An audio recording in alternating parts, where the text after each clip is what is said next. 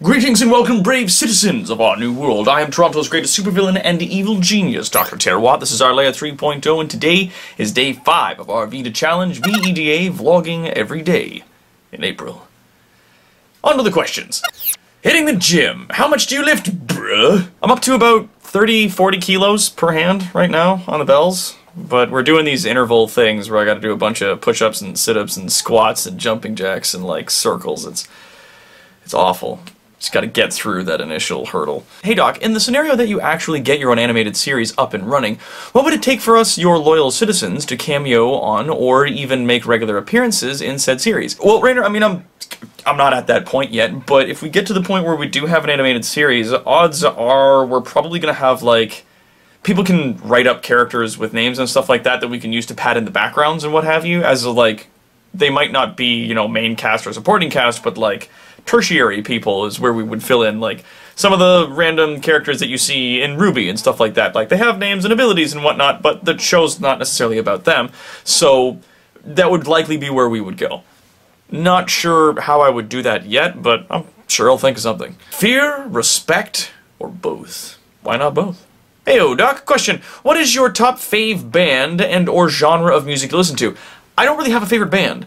I don't really think that any band has, like, all their music is something that I love and want to listen to all the time. I mean, there's classic good bands like Led Zeppelin, Queen, but I'd say, I mean, my #1 favorite song is No Leaf Clover by Metallica. I really like the heavy metal band mixing with the orchestral music. I find like they mesh together very well. They're both like very powerful forms of music, and they complement each other so much. I asked this the other day since you brought up Logan Paul, but YouTubers boxing each other is apparently a thing that's going on. Do you think this is good, bad for YouTube's image, or do you not care like me?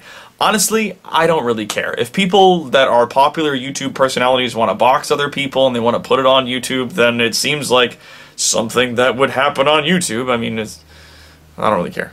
You've done well as a self-made villain. Maybe you can give some good advice. I often get discouraged from working on my own things when I see how much better other people are at anything I could do, making it feel pointless for me to do anything, and just the simple fact that it often feels like I'm just throwing my content into the void for no one to consume.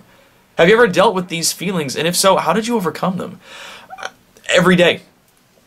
Every day I deal with these feelings. Like, I've got a stream that's got 30-something people that watch every day. I've got videos that get a few hundred hits every day, and that is nothing by the standards of people that are on YouTube, right? I'd love to grow the brand, sure, but that's the thing. The way I get through it is I always remember, and I was taught this at a very young age, like when I was just a kid, that there's always someone better at everything you're going to try to do. I mean, even Charlie Chaplin came in 3rd place in a Charlie Chaplin lookalike contest. No matter what it is that you're doing, there's always going to be somebody better, but that doesn't mean that you shouldn't do the thing that you're doing. I mean, it's like if we had only one person acting in every film, like, it would be ridiculous. Life demands variety, and that includes people that are maybe not so good at stuff, and maybe your stuff is good, but it just hasn't been discovered yet, who knows? A lot of people say that my content's great, but nobody watches your channel. Why? Well, because I've never been discovered, really, by any large thing. I haven't broken out on YouTube or any other platform. I haven't gone viral and gotten millions of followers. I mean, in my personal opinion, I like to think that the stuff that I'm producing is a lot better than some of the stuff that other people are doing. But at the end of the day, it's just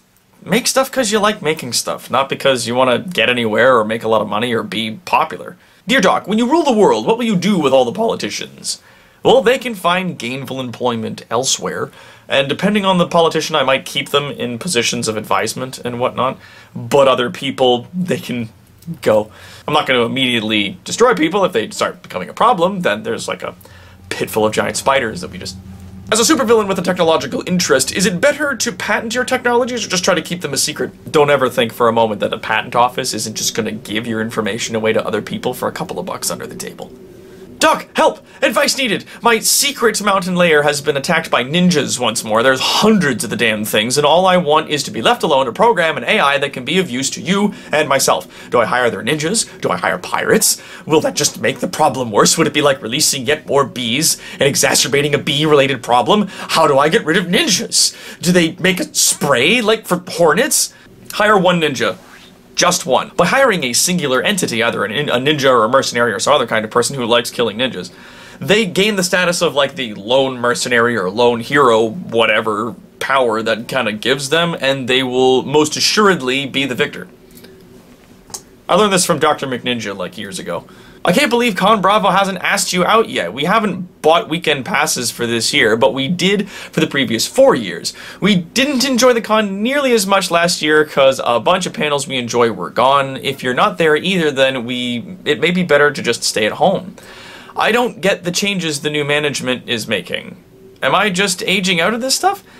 Well, not really. I mean, you liked going to an event because you liked the content that that event was hosting, and that's cool. Now that the new management, I mean, I haven't looked at Con Bravo yet, but now that the new management is there, and if they're making a lot of changes to the convention, and they're deciding to do away with entire sections of content that people were enjoying, then ultimately that's their decision. If they're doing stuff you don't like anymore, don't go. But if they're doing stuff that you do, then go. Like, for example, YetiCon just contacted me like not even a week ago and asked if I would come out and be a featured panelist there. YetiCon happens in, I think, like June or early July or something like that. It's up at the Blue Mountain Ski Resort just north of here. And it was, I mean, I went last year and it was so much fun.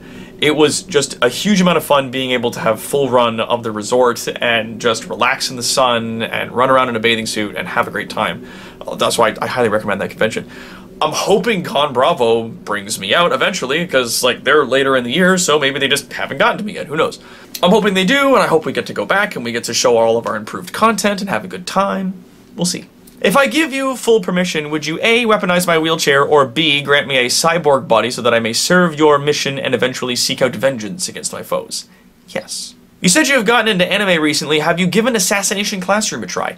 I have not yet. I've heard of it, but I haven't had a chance to watch it. I am a busy villain. Out of curiosity, Doc, when you say that we are evolving in such a way that we are becoming soft, what do you mean exactly? Well, I mean, there's a lot of factors. The easiest to draw attention to would be allergies. For example, allergies are a thing that would have, and if you're talking to just life in general, the natural selection thing should have killed us off.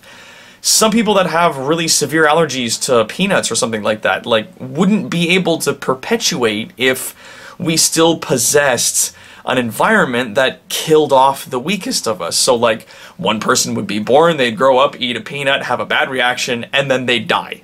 They'd die forever, and their genetic code that was peanuts are bad for me, that genetic sequence would never continue onto the next generation. So problems like that, like allergies, there's a lot of other things that are like that I don't want to get into, but we've been sort of piling those errors on, those like little runtime errors in our genetic code. And if they keep stacking the way that they do, we keep kind of evolving in that direction where we continuously damage ourselves. I don't really have a solution for that. I mean, me personally, I'm not sure if I want to have kids because I have more than a few defects, and I'm not really excited about possibly passing those defects on to my kids. So yeah, that's what I'm talking about. Hello once again, most handsome evil genius. With the current state of world politics, do you feel a more pressing sense of urgency to enact your plans? If so, do you have measures in place to stall for time in order to ready your takeover? To hijack a quote from a certain show, this world has been sick. This world needs healing. This world needs medicine. In fact, I'd go so far as to say what this world really needs right now is a doctor. Just a little quote from a show of no consequence that fits. I don't really need to stall for time. The more damage that the world's governments do to each other, the easier my job gets. Hello and good day, Doctor. My question is in a way twofold. How do you feel about animal testing? And once you come to power, would you by chance forego animal testing to instead test on death row inmates or other undesirables instead? Funny thing, I do not like animal testing. I am not a fan of that 100% whatsoever, because not only is it cruel to animals, which don't deserve all the awful crap that we're doing to them, it also gives you bad data. Just speaking as a scientist, testing on mice isn't good. Anyway, we need to start testing on people, and the way we can do that is by testing on people. And you don't even need to go to prisons. You can, but you don't have to. What you can do, if you really want, is you can just pay people to run experiments.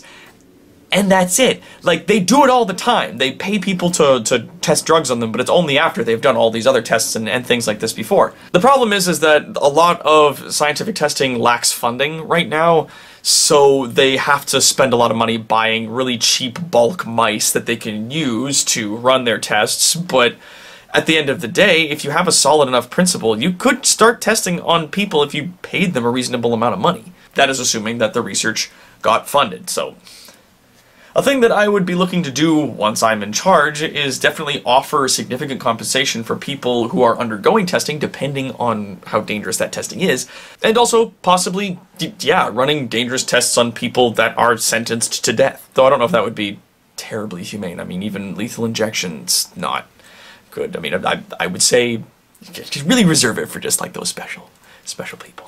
Since I have yet to see a question from Racti here, I'll ask one for him. What if insert random object would suddenly become other random object of physically impossible size?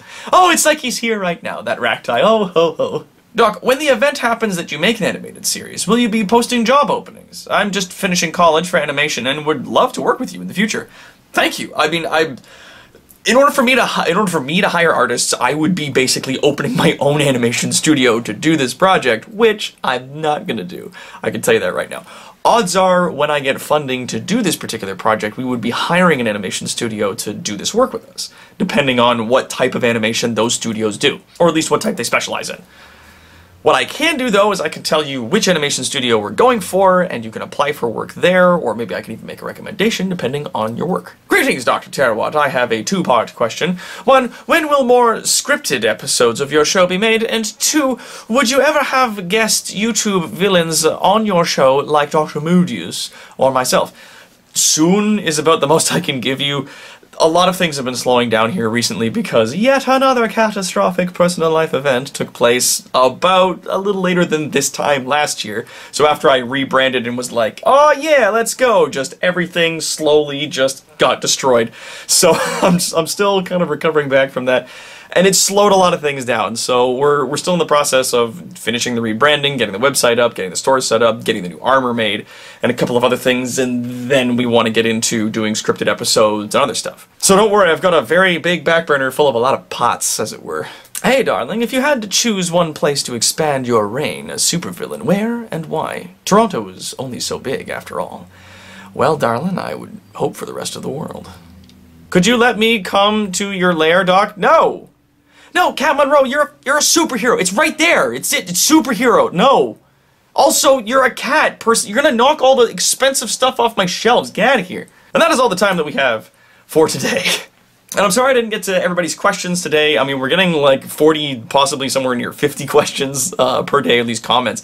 And I just try to grab a few, as many as I think I can manage. I mean, I started doing this at midnight just because today was an absolute slogfest of stuff that I was doing, including gym and stream and some other stuff.